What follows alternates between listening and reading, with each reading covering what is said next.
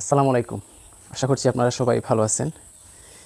হ্যাঁ, এটাই দুধ থেকে ঘি উঠানোর প্রাচীন সেই পদ্ধতি।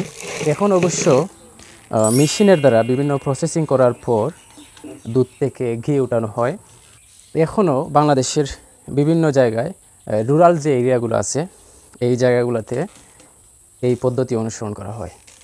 আজকে আপনাদেরকে দেখানোর চেষ্টা করব একদম ন্যাচারাল ওয়েতে গ্রামীণ পরিবেশে কীভাবে আপনার দুধ থেকে একদম অথেন্টিক ঘি যেটা ওইটা উৎপাদন করা হয়। এই কাজটা অবশ্য মহিলাদের কাজ, আপনারা অনেকেই বলতে পারেন। এটা আসলে আমার অস্বীকার করার কিছুই নাই। মহিলাদের কাজে মাঝে মধ্যে আমি হাত লাগাই, এটা আমার অভ্যাস বলতে পারেন। এই অভ্যাসটা আমার ছোটোবেলা থেকেই, যখন আমার নানি ছিলেন তখন উনি দুনিয়াতে নাই, ওনার জন্য আপনারা দোয়া করেন। তো চলেন শুরু করি। প্রথমেই আপনারা দেখতেই পারতেছেন দুধ দহন করলাম। দহন করার পর এটাকে ভালোভাবে জাল দিয়ে এটার উপরে একটি স্তর ফেলতে হবে। এটা হচ্ছে সর। যত বেশি সর হবে আপনার হচ্ছে তত বেশি ঘি ওঠার সম্ভাবনা থাকে। তারপর আপনারা একটি পাত্রে এটাকে রেখে দিবেন। হয়তো পরের দিনে এটা জমাট বাঁধবে, দইয়ে রূপান্তরিত হবে। দই যখন হবে ঠিক তখনই আপনারা দেখতে পাচ্ছেন, আমাদের এলাকায় আমরা এটাকে গুড়ের হাসি বলি। এইটার মধ্যে চাইলে আপনারা অন্য কিছু তো দিতে পারেন। তো আমরা এটার মধ্যে দিলাম। দেওয়ার পর আপনারা দেখতে পাচ্ছেন এই যে বাঁশের একটি কি বলবো, এটা কুড়া আছে এবং কিছু সুতা ব্যবহার করে এটাকে আমরা হিট দেওয়ার চেষ্টা করব।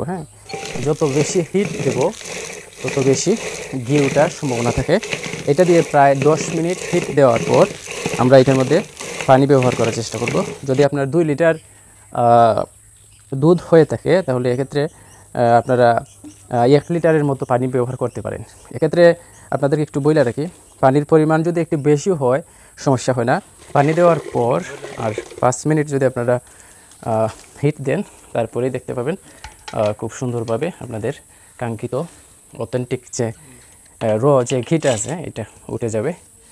প্রায় 15 থেকে 20 মিনিট পরিশ্রম করার পর আমাদের কাঙ্ক্ষিত ঘি তোলা সম্ভব হয়েছে।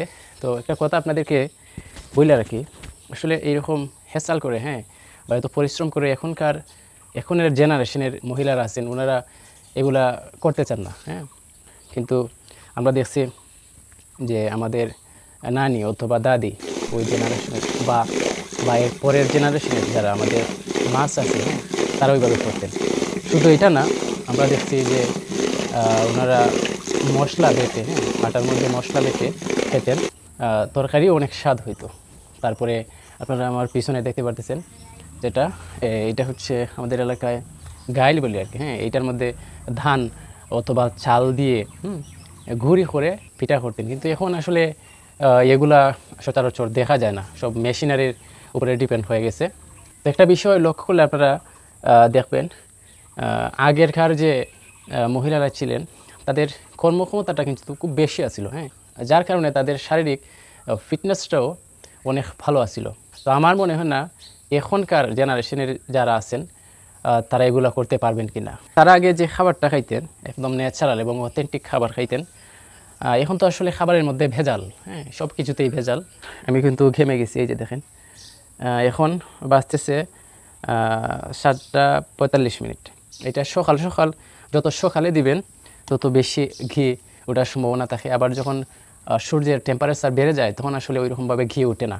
বাটার যেটা মাখন আপনারা দেখতেই পাচ্ছেন, তো এইটাকে ধরেন 10 থেকে 15 মিনিট জ্বালানোর পর আমাদের কাঙ্ক্ষিত যে অথেন্টিক ঘি যেটা এইটা আমরা পাইলাম। আপনারা দেখতে পাচ্ছেন গরম অবস্থায় এরকম কালার থাকবে, আপনারা দেখতে পাচ্ছেন হালকা লালচে কালার। এটা হচ্ছে আপনার খরা জালের ঘি। আপনি ঘি যত বেশি জাল দিবেন তত এর টেস্টটা আপনারা ভালো পাবেন।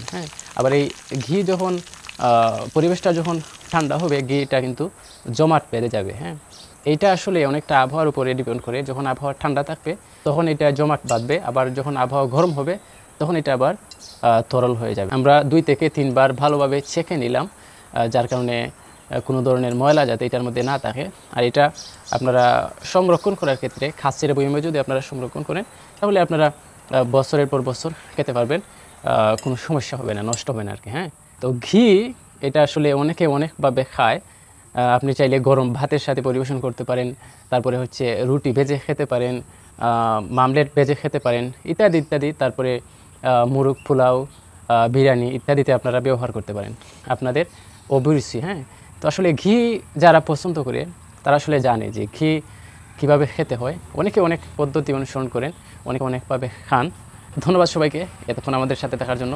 দেখা হবে পরবর্তী অন্য কোনো ভিডিওতে। আসসালামু আলাইকুম।